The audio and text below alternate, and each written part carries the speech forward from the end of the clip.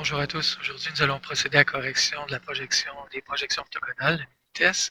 Fait que je vous demande de vous rendre directement à ce numéro-là, les couleurs, comme vous les voyez. Vous allez attribuer un point pour le rouge, un point pour le bleu, puis un point pour le vert. Fait que ça va donner 3 points pour cette première partie du numéro.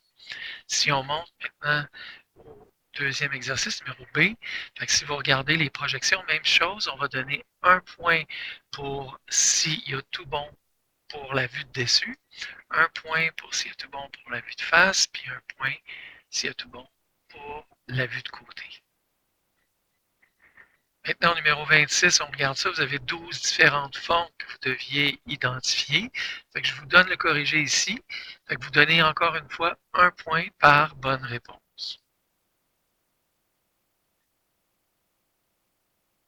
Numéro 78, encore une fois, la possibilité d'avoir 3 réponses A, B, C. Donc, une vue de face, une vue du côté droit, puis une vue de dessous. Là, je regarde ça. Là. Quelles sont les 3 vues? Ça, c'est une vue de dessus, une vue du côté droit et une vue de face. Oui, là, c'est cohérent. Fait que donc, peu importe l'ordre, c'est toujours la vue de face, la vue de dessus et la vue du côté droit. Au numéro 79, on vous demandait le nom pour les différentes, comment s'appelle ce mode de représentation. Je vous donne 3 possibilités. Soit qu'on ait identifié projection orthogonale pour 2 points, soit qu'on ait identifié projection orthogonale à vue multiple pour 2 points, ou encore projection à vue multiple, toujours pour 2 points. Continuons, on descend. Au numéro 80, on se trouvait à avoir 2 dessins avec les différentes vues. Fait que dès qu'il manque quelque chose, il n'y aura pas les points pour les différentes vues. Fait que donc, c'est un numéro qui va compter pour 6 points. L'image de gauche, vue de face, A et F pour un point. S'il en manque un, c'est 0.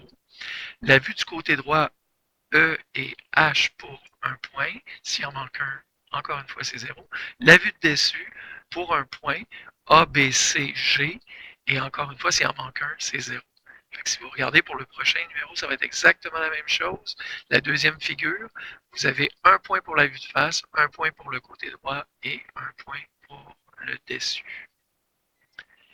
Maintenant, numéro 81, on avait besoin de faire l'association des différentes formes avec les numéros. Fait que si je regarde ça encore une fois, 4, 5, 6, 7, 8, on a 8. Fait que donc, ça veut dire que ça va compter pour 8 points. Numéro 82, maintenant, on vous demandait les 3 représentations. Dès qu'on parle de projection orthogonale, on parle de vue de face, vue de dessus et vue de côté.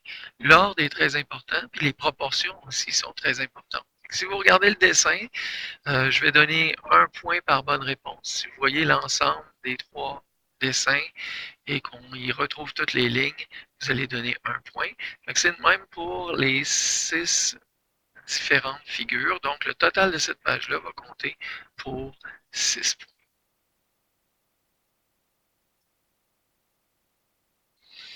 Numéro suivant, au numéro 83, on doit voir les lignes de contour cachées.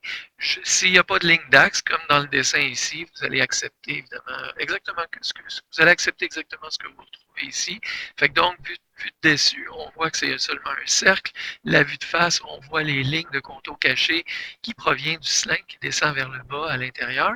Et quand on regarde la vue du côté droit, ben, on voit aussi une ligne de contour caché qui se trouve à représenter le coin de cette ligne-là aller vers l'arrière.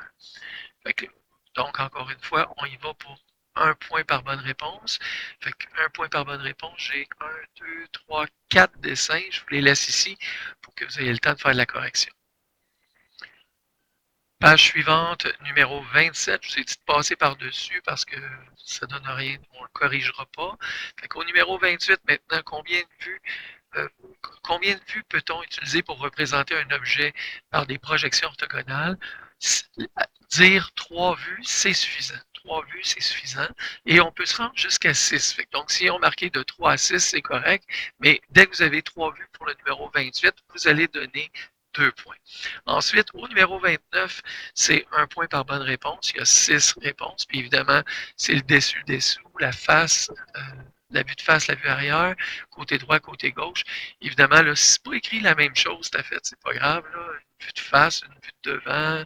L'important, c'est qu'on comprenne très bien que ce sont les 6 côtés d'un cube.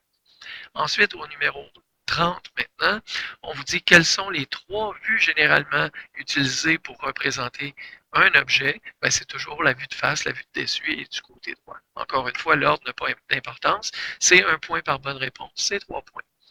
Numéro 31, maintenant, on vous dit de dessiner dans chaque cas les lignes qui manquent.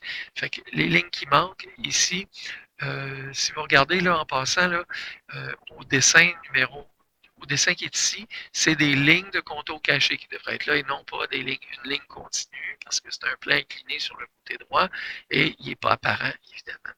Fait que donc, encore une fois, au numéro 31, on va donner 4 points, un point par bonne réponse. Ça veut dire que dès qu'il manque une ligne sur les 3 faces, le numéro est pas bon. Ça complète la correction. Le total est sur 62. Fait que donc, on va mettre ça sur 60 pour arrondir. Ça vous donne 2 points bonus, en fait. Fait que le total de vos résultats sur 60. Merci.